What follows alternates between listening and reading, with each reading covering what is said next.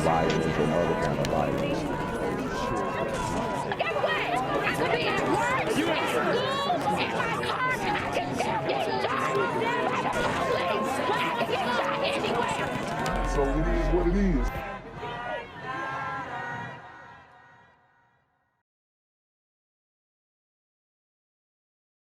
What's good, YouTube? It's the Black Gen Z Mindset. Make sure you go ahead and like, comment, share, subscribe. Let's get into the video. We are on your side tonight, working to learn more about hundreds of packages reportedly dumped down a ravine in Blount County. Our Josh Gant was on the site and spoke to the sheriff. Josh, what is he saying tonight? Yeah, Steve, Catherine, this happened in a very rural area. The sheriff believes these packages were from FedEx were dumped on purpose. Investigators say 300 to 400 boxes were thrown off into a ravine at a River Oak Trail in the Hayden community. Neighbors tell us they were having issues with FedEx. They've been having issues with FedEx lately. Their packages aren't arriving, even though they tell us they are receiving your packages have been delivered notices from FedEx. Wow. So this dude, he's basically saying, oh, I delivered the packages, and then just dumping all the packages. This is crazy. And although we don't have an ID on the brother who's doing this, I don't think it's a stretch to say, okay? This is like the Grinch stole Christmas, okay? This dude does not want people to have a happy holiday, and he's dumping these packages. You know, I don't know what it is, out of jealousy. Maybe he's stealing some, dumping the others. I have no clue. Trying to make it look like they got robbed. I don't know. We spoke with a family who is missing 4 packages, including an Xbox. They believe their packages are down in that ravine. It's heartbreaking that someone would take advantage of people, you know, when they're supposed to be, you know, delivering kids' toys to them for Christmas, and people don't care and then would just drop, you know, our hard-earned money, thousands of dollars worth of things just off in a hole somewhere. And hopefully they'll be able to recoup that from Amazon or wherever they did it at, or FedEx will reimburse them. There's got to be some type of reimbursement for this type of thing, for real. So this guy who's working for FedEx pretty much cost them thousands, hundreds of thousands probably. I mean, it's just, I don't see what kind of person can do that.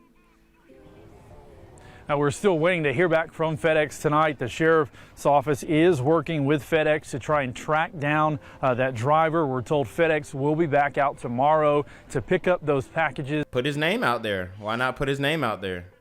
A face, company profile picture. You know what I mean? Meanwhile, a Blount County Sheriff's deputy will be there on scene overnight to keep the thieves out. I'm in Birmingham tonight. I'm Josh Gant, WBRC, Fox 6 News on your side. Meanwhile, we've got more breaking news here at 11. An update on a deadly stabbing that happened in Texas City. The estranged husband of a convenience store clerk has now been charged with her murder. Authorities say it happened while the woman was working at a convenience store at the corner of Highway 146 and FM 1765 in Texas City. ABC 13's Courtney Carpenter is live there now after speaking with someone who knew the victim and also someone who says their surveillance video was able to help police with this investigation. Good morning. Yeah, so this old dude, basically, I think the guy is 58. He's dating a 36 or 34-year-old woman, which the age gap is crazy. And when they show his picture, it's like an old white dude. They show his picture, it's going to look wild. But a lot of these old white dudes are snapping. Like, remember we did that other story in Texas where he was a John and he was paying the stripper for, you know, extra fun, and he really thought that was his girlfriend, and she was giving him the GFE, which is called the girlfriend experience, and acting like it. Then he put a tracker on her car. Then he ended up taking her life. These old white dudes, they are also on demon time. Like the ones who is dating, not all of them obviously, but the ones who are trying to like date super young girls. Like shorty is, you know, that's a pretty big age gap. I mean, I'm not saying that he couldn't like deal with her and whatever, but apparently that was the ex-wife. It makes me wonder when they actually got together. Good morning, Courtney. Good morning, Jeff. That's right. We spoke to a woman who considered the victim, Crystal Patterson, a friend, someone she spoke to several times a week as she stopped in this convenience store going to and from work. She said Crystal was sweet, always smiling and laughing. And I just stopped by the store and got the bad news about Crystal. Valika Gregory works near this Texas City convenience store and says she's gotten to know 36-year-old Crystal Lynn Patterson over the past few months. And I couldn't find a picture of Crystal. I'll do my best. But if this was a swirling incident, it would be even crazier. But hopefully it wasn't for real. And I'm just devastated. We always talk and joke. And I just don't understand why this happened to her. Authorities were called to the convenience store around 9:30 Monday night and found Patterson had been stabbed to death. Texas City police have charged her estranged husband, 58-year-old Brian Miller. So she was 39. He was 58. Okay. So, I mean, not too crazy, I guess, 19, 20 years. But, dang, these dudes is weird. Like, bro, look at bro. I mean, how? I just don't understand how he even had a wife to begin with. Like, he did not age well, and he's like so small and frail. I don't know, but it's a sad situation, man. These domestic disputes gotta stop, bro. Y'all gotta stop tripping over these chicks. It's crazy, and I don't know. He just looked like the Breaking Bad type dude. Like, he looked like he on meth, or he looked like he on some type of drugs. Miller with murder, explaining they got a call from a man last night saying his friend told him that he had just stabbed his wife. They then arrested Miller without incident. It's heartbreaking because, Texas City ain't a very big city. We all, help each other out. We all know each other. Everybody in the convenience store here is great staff. They're always friendly. Wes Sermons is the manager of a nearby auto parts store. He says surveillance cameras at his store captured the moment surrounding the murder. I see a pickup truck pulled into my parking lot, parked behind the store. The man sits inside for a minute or two, jumps out and runs beside the convenience store behind the dumpsters in the dark. He was there just a few minutes. He come running back, getting his pickup truck, and he left going back the opposite direction where he came from. Wow, and that's a testament to how quickly these things happen, and what a great witness. He was straight up. He told us what happened. That's pretty much all the evidence. You need to pin him right there. They got the cameras, location. Probably got the murder weapon by now. I mean, what a great witness. Sermons is glad his video was able to help authorities and saddened this happened in his community. Somebody needs help in the parking lot, they call us, we help them out. They're just great people. So it's really sad to see somebody, tight-knit community like this have to go through such a terrible tragedy. Miller is currently in the Texas City jail. He's set to be transferred to the Galveston County jail. His bond is set at $250,000. Dang, so he could post a bond for $25K and be out. And I'm not even mad at that because we do stories all the time. Brothers shooting random people. They bonds ain't even set that high. 100K, 50K. I mean, it happens all the time. Reporting live in Texas City, Courtney Carpenter, ABC 13 Eyewitness News. Is dead after leading police on a wild pursuit that ended in this rollover wreck in northwest Miami-Dade. That young suspect was wanted in connection with a carjacking, but it was what happened after the crash that has first responders facing questions tonight. Local 10's Terrell Fournay live now at that scene to explain for us tonight. Terrell. And that suspected carjacker was just 16 years old. A flood of officers from Hollywood PD pursued him here to this intersection near Northwest 62nd Street and 27th Avenue. Even a Miami-Dade chopper was in the air, but in the end, after a collision here, that teen ended up dead. A smashed sedan with its airbags deployed, a suspect in custody, and a large crime scene in northwest Miami-Dade are all the end result of a cross-county pursuit. So we got a 16-year-old boy, jacks a car, tries to take off from police, ends up crashing out. And apparently, this is what they're saying, is that he was pulled out of the car and beaten by the police, allegedly. That may or may not have happened. I'm not sure, but we'll get into it. 16-year-old suspect was taken into custody right after and checked out by paramedics, but at some point while in the custody of Miami-Dade police, who was called in to assist, the teen became unconscious. He was rushed to the hospital where he was pronounced dead. And you can actually see some of the damage left behind here at the scene, that impact mark on this concrete support beam, the downed tree next to it. We're told that this pursuit actually started miles away from here in the city of Hollywood. Investigators tell Local 10 they were pursuing the suspect after they say he carjacked a woman in Hollywood and raced away in her car. So this man carjacked a woman, bruh. And that's why I keep saying, y'all sisters got to get armed, because you're a soft target.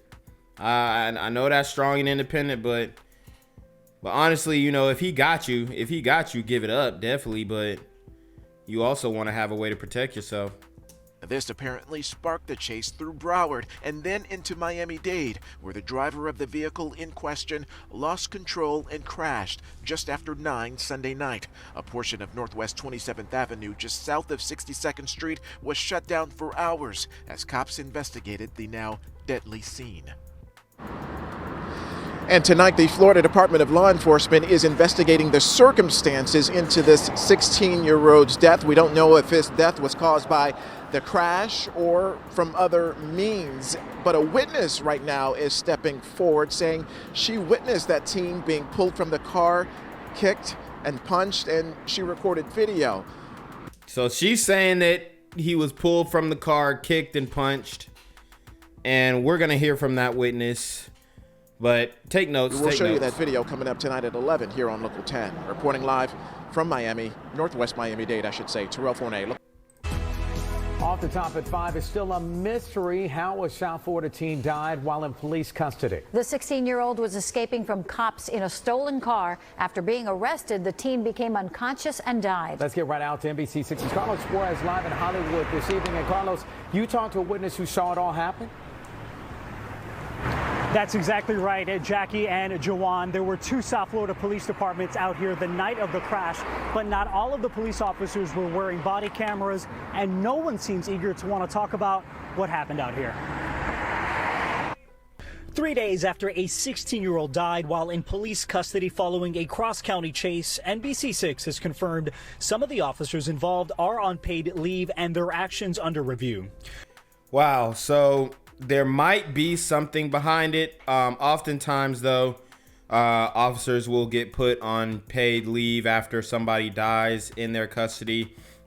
So we don't really know what happened, but could this become another George Floyd type situation where the people of Miami start, you know, uproaring and protesting? You never know, because if there is some film of what happened and they really beat him up like that, or he could have, you know, sustained injuries from the impact of the wreck, because I'm sure he was going Henry Ruggs speed trying to get away from the police. He could have sustained injuries from the accident and they didn't really see it on him, but it could have been internal. Who knows? According to people who saw the crash, the teen driver appeared to be okay when he was taken out of a car and put on the ground. You know, he would hold his head up and everything, and then all of a sudden, they put him in the police car. Next thing you know, when the rescue come, he looked at the limp. Because the way that car was around that bend, that was bad. So one woman says they took him out, put him in the police car. Paramedics came and he's dead. The details surrounding the minutes after the crash remain unclear, in part because 2 police departments responded to the scene. Both took custody of the teen at different times, and not all of the officers were wearing body cameras. Frida Dennison said the teen was surrounded by officers with Hollywood Police and Miami-Dade, but she couldn't tell if he was roughed up. So she couldn't tell. She said he was surrounded, which is pretty much protocol. She couldn't tell if he was roughed up. Did you see any of the officers maybe not treating him the way they should have? It was too many people over there to see all of that, okay? And plus the police was around him at that time. So you couldn't tell that they were doing something? No, I didn't see that. I didn't see that. The nearly 20-mile At least she was honest. chase began in Hollywood, where police say the teen stole a car from a gas station, and ended in Miami-Dade County when the teen crashed on Northwest 27th Avenue near 62nd Street. Both police departments refused to answer the most basic of questions, including the name of the teen who died, saying the matter was being looked into by state law enforcement. But, you know, they're talking about, the most basic of questions. They're not going to put the name out of a teen because, you know, they're a kid and they have rights and all that kind of stuff when it comes to putting children out who do crimes. All right, so Miami-Dade police has body cameras. Hollywood police does not. The city tells me that they're still trying to find the money for that program. As for the investigation, the only thing that the Florida Department of Law Enforcement... So in order to get more body cameras, we need to defund or fund the police. Just asking. For Hollywood. Enforcement was willing to tell us is that at no point was the teenager in Miami-Dade Police Department's custody. That is something that's at odds with what Miami-Dade police told us. We're live at this hour in Northwest Miami-Dade. I'm Carlos Suarez, NBC 6 News. Getting the death of a teenage suspect in police custody following a cross-county chase and crash. We know the pursuit started as a carjacking out of Hollywood. That's where we find Local 10's Terrell Fournay live with new details. Terrell. And that carjacking happened here at this gas station a little more than 24 hours ago, but the suspect believed to be behind it all, as you mentioned, he is now dead. But a witness is now coming forward, pointing the finger at police. Cameras were rolling, and she asked us to conceal her identity. They beating them people up. Look how they beating them people up. The video is... So you can't see in the video if they're actually beating them up. But that's what he's saying, so... Maybe they were trying to pull him out of a car that was about to explode. Who knows? Dark and grainy, but the witnesses who shot it are adamant about what they saw as cops cornered a suspect. You could just see him kicking him in the head, kicking him in the side. Well, he said they kicking him. He said if they kicking him in the head, kicking him in the side, expect to see more protests. Maybe. Or maybe we got to wait for another election year. My question is, like, do people really care? Or because this story is not really getting much headway. I mean, I haven't heard of it other than, you know, my seeking out stories like this. So I don't know. We'll see. Kicking him everywhere, and it was just a total shock. Sunday night, just after 9:30, police were pursuing this dark-colored sedan. The driver, a 16-year-old boy, was the suspect in a carjacking out of Hollywood about a half hour earlier from this mobile gas station and 7-Eleven on Sheridan Street. They came from Hollywood. A cavalry of Hollywood officers were on the tail of that car as it entered Miami-Dade County and ultimately crashed near Northwest 62nd Street and 27th Avenue. I thought originally when the car got in an accident, it was going to help this person, not pull him out and beat him, and you know, I just couldn't believe it. Okay, well, I mean, he sounds pretty credible. He sounds like they really put hands and feet on him. So, you know, I'll give him the benefit of the doubt. We'll go with that. You know, if that is so, then they definitely need to be reprimanded. They definitely need to be charged. But it's like we gotta make sure that our youth are avoiding situations like that, because this reminds me of the Ronald Green situation where the guy he ran away from the cops and then he crashed out. Then they started beating the crap out of him because he was like quasi resisting arrest. Could be a very similar situation. They said Miami-Dade County has body cams, but Hollywood does not. So you know, I'll definitely stay on this one. That mangled car with its airbags deployed still visible Monday from Sky 10. Paramedics were called out to check out the teen, but at some point, the 16-year-old suspect fell unconscious while in the custody of Miami-Dade PD. He was pronounced dead at a nearby hospital. I just saw them in a rage, sort of say, with pulling this person out and just kicking him in the head, kicking him in the stomach, kicking him everywhere. Sounds like they seen it, so whew, this ain't looking good for the police. Did he appear to be resisting? No. And the medical examiner's office is now trying to determine exactly how that 16-year-old died. We're still waiting for his identity to be released. The FDLE is investigating the circumstances surrounding all of this. Reporting live from Hollywood tonight, I'm Terrell Fournette, Local 10 News. So this is what that kid looks like. Apparently his name was Christopher Walls. He played football, died in police custody. Y'all seen what he is. I mean, he was on demon time, no doubt. He was definitely on demon time, no doubt. But they definitely don't have the right to beat him. I know it happens often, though, where, you know, you'll do something like that, lead police on a high-speed chase, and then they finally catch up to you, and they're pissed off. They're pissed, and they want to take their anger out on you, and we just can't have that, okay? You got to do these things right. And, you know, these things rarely happen, but when they do, you know, we have to hold it accountable. We got to hold the officers accountable. So, you know, RIP to Buddy. I wish that he wouldn't have chose the path of jacking cars, especially when you're still in high school, bro. Like, what are you on? You playing football, whatnot. But, man, it's tragic, bro. We got to do something with our youth, man, because they on demon time, and then once they do that, they take it to a whole nother level where they can't come back from, and obviously the police need to be held accountable. But it's like, man, it seems like it's just a cycle that's going to continue to perpetuate itself. Gang violence and other kind of violence.